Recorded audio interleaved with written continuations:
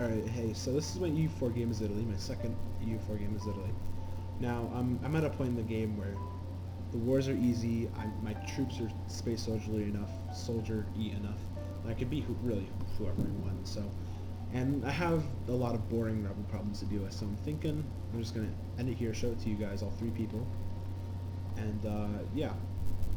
I'll be voicing over just some important parts of the replay, but other than that, I'll try and keep it quiet. But yeah, here we go. I'll try and explain the start too. So I'm starting as this nation. It's the theocracy of Sicily. I'm a theocracy, and I have some very cool religious-based ideas.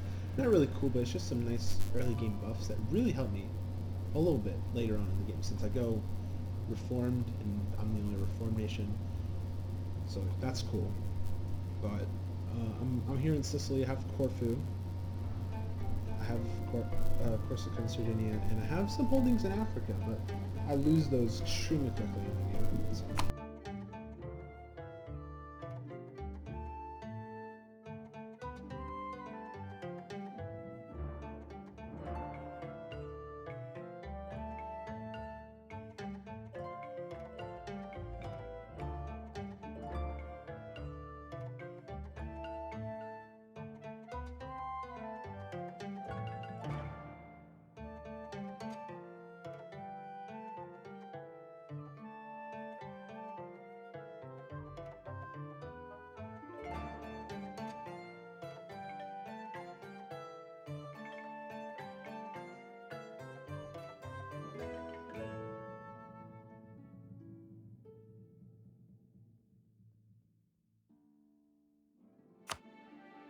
Alright, so at this point, uh, Aragon, Morocco, France, and Tuscany are all allied. So I basically can't attack into that. Tunis is allied with the Ottomans, and I'm in a very tricky situation because the Papal State is my ally. I do end up breaking that alliance and taking them over, but that's why. But the way that I beat Aragon in Sicily is I had naval superiority, and I'd use blockades and mountain fort, or just forts in general, to pick apart what troops I could, just to get barely enough war score to take 2, maybe 3 provinces during the war. And that's what allowed me to get the south of Sicily under control, giving me a nice firm power base in the south of Italy. And I also ended up taking Crete from Venice in the end, and you'll see me expand into Africa in order to, because I can't go with Europe. So I needed to expand into Africa.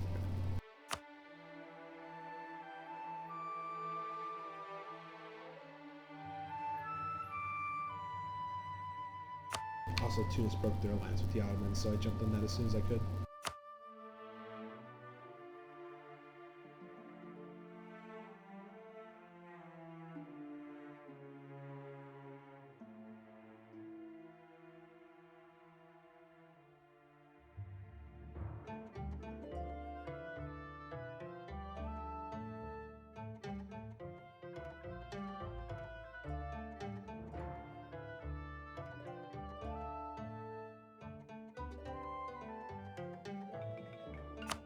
Alright, so I just beat Tuscany in a war, and I think Tuscany was out of an alliance with all of them, so I jumped on it, but they do get realigned, so it takes me a lot longer to take the rest of Italy. But eventually I'm going to be in war with the Ottomans here, and it's going to be I white peace them, and I was so happy, because the Ottomans, they had their Janissaries really late in the game. And yeah, like I keep expanding into Ethiopia and all that, but I were with the Ottomans, and they were super soldiers. Like I have really good ideas. You'll see them, but the Ottomans they were a good match. But I was able to win just by taking shit ton of lands.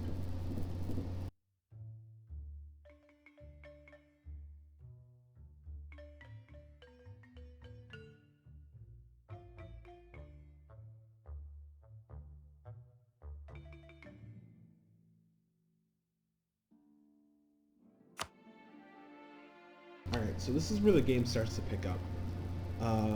I've taken over part of India. Now, I don't take over any more India, but I don't know if you guys saw, but the fall of Bakhmanis was huge.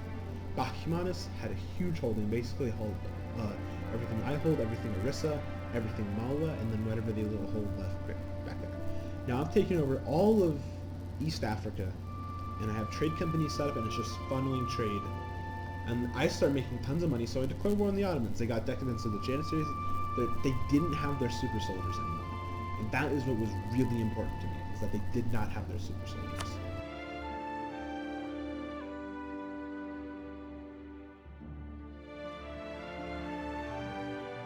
I beat the Ottomans again.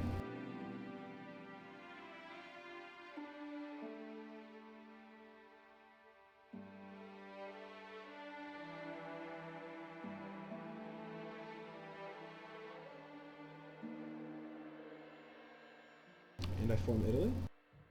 I'm able to beat Tuscany in the north. I instantly form Italy. I take over the rest of the Ottoman land with extreme admin efficiency from absolutism. I give some of the land to client states and vassals in order to keep my overextension down. And this is a pretty stagnant place in the game until I get into some big wars at the end here. Now, of course, you're going to see the end result of the biggest war. You see I control them.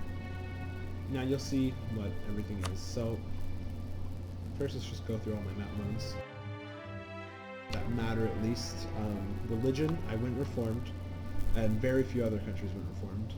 Trade, I'm making 344 ducats here, and I'm just funneling trade from Ceylon into Goa, with the Gulf of Aden. Are there pirates here? No, sweat trade. Up through Alexandria, and then into Genoa, where I make shitload of money. Diplomatic, Paris is my client state, New Byzantium is my client state, Gazakamaka is my vassal, and so are Harran and Ardal. Harran and Ardal have been my vassals for the longest time. Hannaj, Tripoli, and some other fucking random vassals. But I'm trying to integrate New Byzantium because I'm going to have a nice cognizant border there. Unrest, it's pretty fucking bad when I get like near 100 overextension. Now I've actually accepted a lot of cultures, so yeah. I had a big succession crisis because I kept using my leaders and generals and they just kept fucking dying. My absolutism has gone down because of 6 legitimacy, but I had 100, so I have all my cultures, 9/11. I'm nothing really interesting here, but my economy, I think I got up to around 800, 900 ducats at one point, but I started hiring a lot of mercs to beat France, because they were still in an alliance with Aragon and Morocco, so I had to do a lot of fighting. I used a lot of mercs. Tech. I'm up to date on tech. Okay, ideas. Now, I started out with 15% morale, and that's a lot. I was dominating the game, but I just didn't have enough troops to beat Aragon, France, and Morocco. I just didn't have enough troops. Minus 25% war score against other religions, so I kind of wanted to go for a build that way, against infidels in North Africa. That's kind of what I wanted to go for. Then I got 2 tolerance of faith, kind of going with that church-state religion shit. Now defense reforms, minus 20% shock damage taken. Clerical influence, I have stability cost modifier going down. I stack that with this and my stability is cheap as fuck. It's like, yeah, 170, but I have positive stability over extension. There's a bunch of, but I have minus 60%, so if it was like 100 normally, it'd be fucking crazy. Luckily I have a higher extension shit. So, and then I did raid coasts, and that actually came in really useful for paying off loans from giant wars against these guys. So raid coast was definitely worth it. Then I got defense from, and then I got fire damage, which is even better. I mean, maybe I probably could have gone fire damage and fucking infantry combat ability, and this would have been way better, but I like the idea of high defense. I wanted to play around with new ideas. That's mainly why I did this. Clerical administration, 10% admin efficiency, which is crazy, and 20% trade efficiency, 7.5 discipline, nothing really. I'm religious, defensive, those two are pretty standard. Then I went trade, eco, standard again, and then I went quality, quantity, influence, and offensive, just to get the last military boost that I needed. Yeah, it's almost 100% overextension. I have, fucking 6 missionaries. Crazy. Now my military. I had 11 morale, 11 point something, but I have 132 if I had full absolutism percent discipline. And this is just some crazy stuff. 808 force limit. Vassals, trade companies, states, whatever, you know. It's all good. But yeah, this was a really fun game. When I was fighting the Ottomans, I was scared. When I was fighting France and Aragon, the multiple times here, it was crazy. I got Palermo, fucking fireworks, 4th of July. I got Palermo up to 50 development, and I got Rome to 45, but I still didn't get the thing. I had my golden age here, and I did a lot of shit with it. And also, and I can't go back and look, but in the Age of Reformation, you get minus 25% war score against other nations, like other religious nations, or other nations of different religions. Okay, I'm not good at talking. So I had essentially minus 50%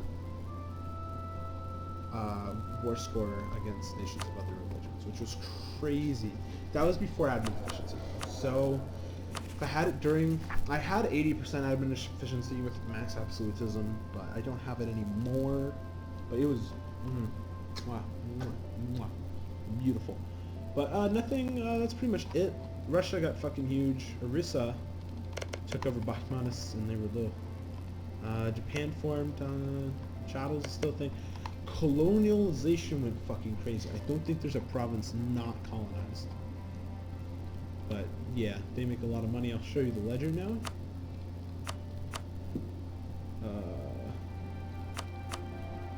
Holy shit. Portugal's been like had their homeland occupied. Had the highest income by about 300 ducats. Still is only in second place. I don't care about score. Fuck. Look at little reformed. 8 countries apparently. I didn't know it was that many. What's my highest development state? Tuscany. Crazy. Province. Blah blah. I showed you 50. I don't know why I'm going through all this shit, but yeah. Colonies. Absolutely nothing left. Advisors. Whatever. Whatever. This shit doesn't matter. Let's get to the good stuff. Had the highest force limit. Everybody. My manpower took a shit, but it's weird. Brunei somehow has the most manpower, the 605. Navy's whatever, who cares? Army losses, look at that skill. Oh my god, I had a lot of fumbles with my armies. Oh, it's a stack wipes campaign. First campaign in a long time, so a bit iffy. Charts, make a lot of grain, make a lot of wool. Well, actually more gold than I do copper. Lots of Turkish people in my empire. Gonna have to fix that. Trade nodes total. No, that's me. Hey, that's me. Lots of trading bonuses. Why am I even looking at this shit? I don't know.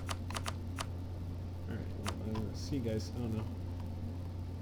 I've played in a lot of Battlegrounds. No more CSGO videos for the 10 props. But I don't know. I have some clips. I don't even know. No one even cares. I literally just have these videos on my channel for myself so I can look back at them and show them to people and like feel good about myself.